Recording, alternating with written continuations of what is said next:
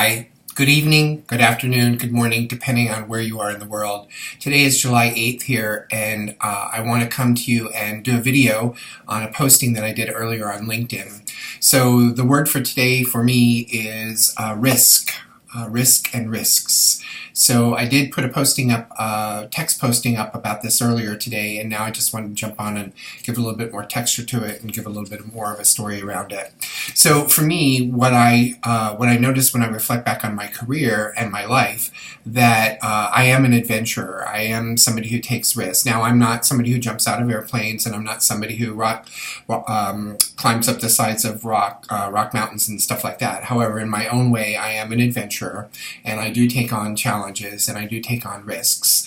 And so what I noticed was that for me, it's really important to go into a risk with a process. So each and every time that I would be given an opportunity to take something on that was a bit risky or a lot risky, what I always did was assess the potential benefits. So what could be potentially the rewards for me in taking this risk on? And then, of course, those rewards, I made sure that I listed those potential outcomes. So what were the things that could come as a result of this? So not only were there benefits, there were also outcomes. And so those are a little bit different if you think about it, because the outcomes can be very tangible. The benefits could be something as simple as learning a new skill or that type of stuff. And then, of course, clarifying the impact of the yes or the no. So if I say yes, what is the impact of that on me and my family and my career? And if I say no, then the same thing. So what I realized was that, this is not an either or, this is an and. So I am a risk taker in my personal life, and I am a risk taker in my professional life. It's not one or the other. I don't split it down the middle and act incongruently around these things, if you will. So with that in mind, I think it's really important, especially in this era where everyone's talking about originality and transparency and authenticity, that we are integrated as leaders, and that when we do take on risk, we take on risk holistically, right? So we take it on in our personal life, we take it on in our professional life. And again, those benefits and outcomes and all of that type of stuff are available to us. So a lot of the jobs that I took throughout my career were very high-risk jobs. They were jobs that required organizational and operational turnaround.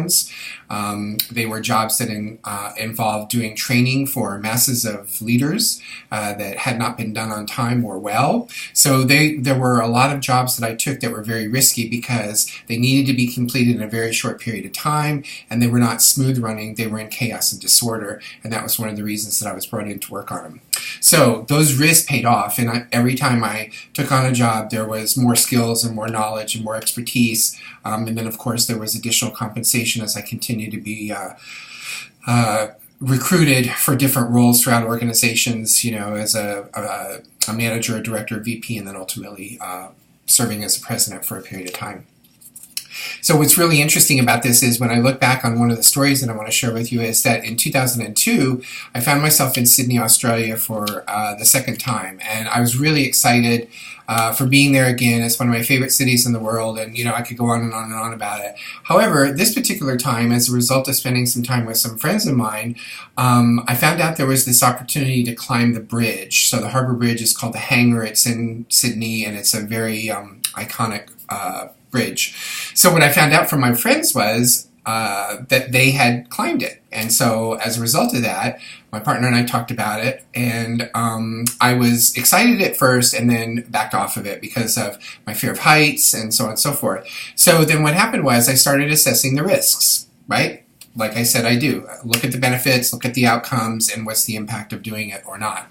And when I came to the conclusion, after much emotional consternation, is that I wanted to do it. And I did do it. I went into the room, got all set up and everything, got everything on the way I was supposed to. And when the woman who was going to guide us said, "Is anybody nervous?" A little bit scared, I said, "Me." And I stayed with her the entire time.